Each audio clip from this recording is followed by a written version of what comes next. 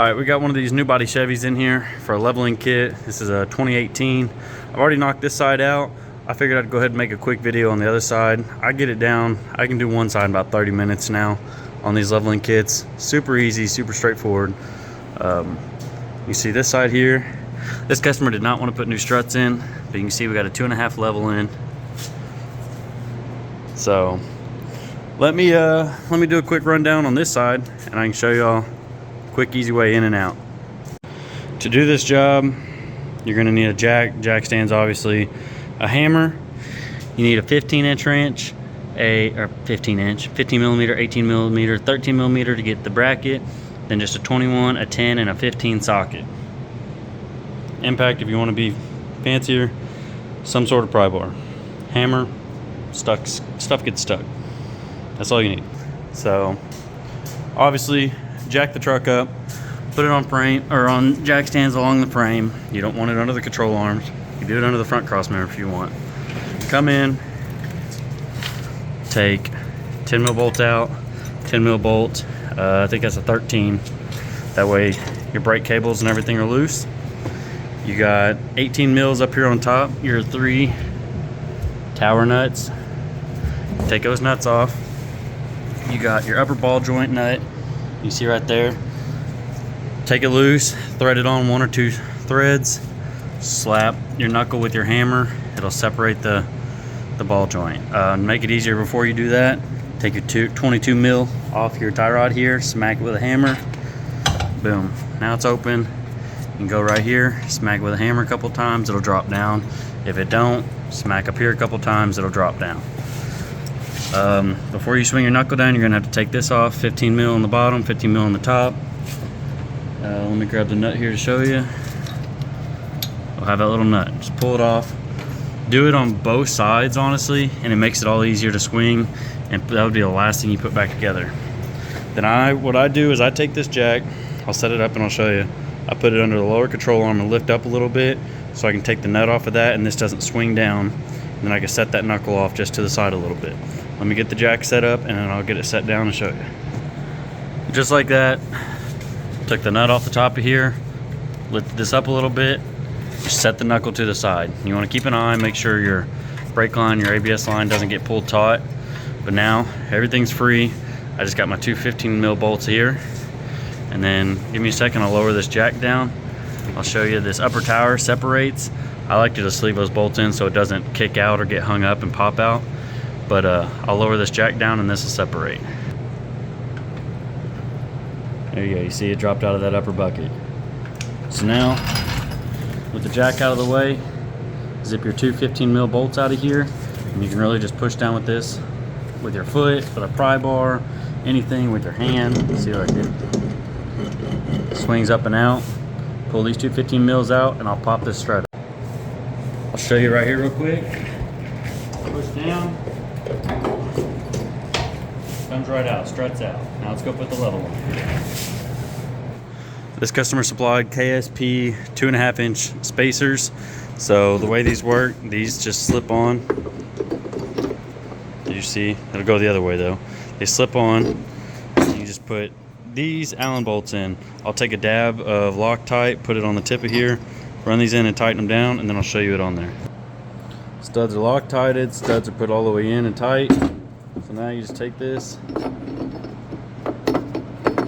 maybe.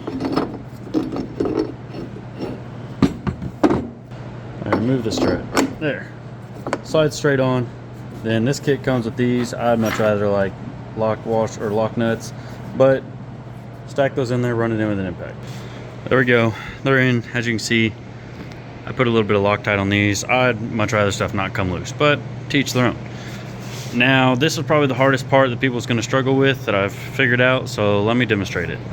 Alright, so I mocked this up. You're going to go to put the strut in, and you're going to realize that these holes won't line up because that lower tab is angled too far this way because of the previous angles of the lower control arm with the way the strut mounted. The geometry changes it. If you want, sometimes you can just swing this top out on boards. It's easier. You can swing this top out, put these 2 bolts in, then just push it back in and it'll line up. On this one, this control arm with stock control arms, if I was doing uppers, this would have been 10 times faster and easier, but since I want to keep stock uppers, I'll show you how I spin this a little bit.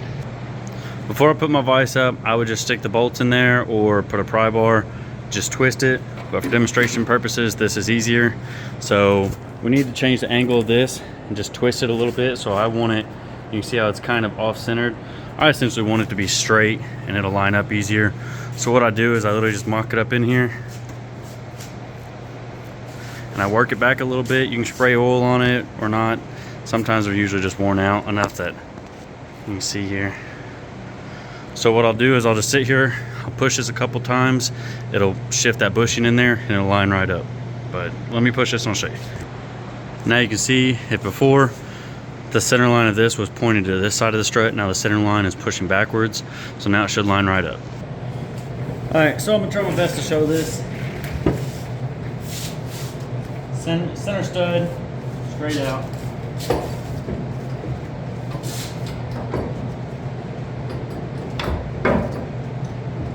Push it up in there, and then quiet, just push down on the rotor. There you go. Now what I'll do, I'll put my two 15 mils in here. I'll get them started halfway, and then I'll just push this right up into place. All right, and now try to do this best I can. All I'll do, now that I got my two 15 mils down there started, just find that little sweet spot. Boom, it's in. Now I'll throw my 15 or my 18s on back up here, and then we'll start going back together. All right, so I got a jack, lifted up on that. I threaded these 3 nuts, 18s down, finger tight. I still got my 15s in there. What I'm going to do here is I'm going to swing this knuckle upwards and I'm going to push down on this control arm, start this nut. It might look a little messy. I don't have my right pry bar here, but I'm going to show you all just the easiest way I found to do it. So, stick the pry bar in here, swing your knuckle up, make sure this ABS wire is on this side of this ball joint, or you'll be taking it back off and doing this again. But simply just push down on it, start your nut. There you go.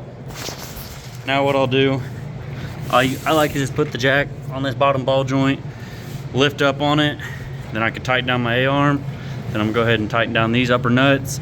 I'm gonna go ahead and tighten down my 22 here, and then we'll get this sway bar hooked back up. Put your 10 mil, put your 13 mil back in, and that's it. Let me wrap it all up and I'll show the end. All right, and just like that, tighten down all the 18s. I was definitely saying 22 in this and it was a 21, my bad. But tighten up the upper ball joint, tie rod in. On your sway bar here, you still have both sides disconnected. This is the last thing you do. You'll take this bar, push down on it, just get your nut and bushing started, then go around to the other side, get that nut and bushing started, and then you can tighten them down. Don't tighten down one side, then try to do the other side. You'll be fighting yourself. Just sit there, start both just like that, tighten it down. I'll get it all buttoned up, I'll get the tire on, we'll see the finished product, and be ready to roll. There we go, that's it all wrapped up. Obviously, you need to get an alignment after you do any suspension work. These, I've put them on racks after I've done these leveling kits. At a 2.5, they're still pretty right there at in spec on alignment. If you go 3-inch, obviously you got to do upper control arms. Gonna have to do an alignment then. So as of right now, you can get away with driving it. Obviously, it's the smartest idea to get an alignment, save your tires and everything. But there we go, 2.5 spacer leveling kit on this 2018 Silverado. Now this customer is gonna get some wheels and tires for it, but if you notice, the front is just a hair lower.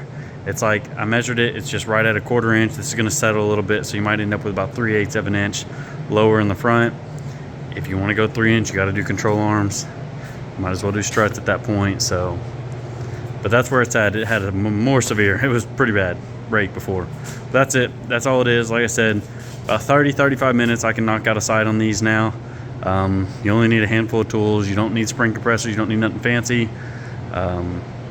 That's it. It don't take much. But yeah, that's it. Took it on a quick test drive. It settled just a hair bit more.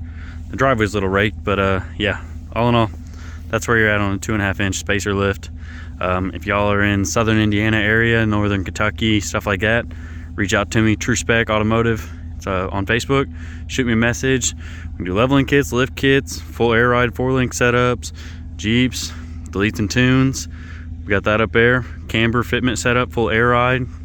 A little bit of everything, Starlight headliners and all that. Appreciate y'all.